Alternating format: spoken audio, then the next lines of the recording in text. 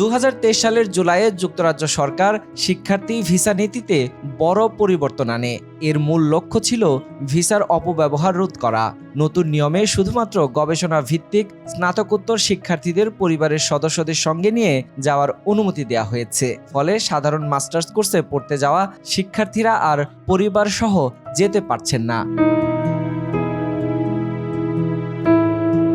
পরিবারকে সঙ্গে না নিতে পারার কারণে অনেক শিক্ষার্থী হতাশায় ভুগছেন।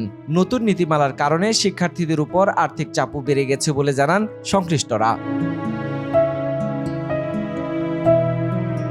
এছাড়া একাডেমিক ফি, হেলথ সারচার্জ ও ডিপোজিট ফি বেড়ে যাওয়ার ফলে যুক্তরাজ্যে পড়তে যাওয়ার অনেকের জন্য দুঃসাধ্য হয়ে পড়েছে।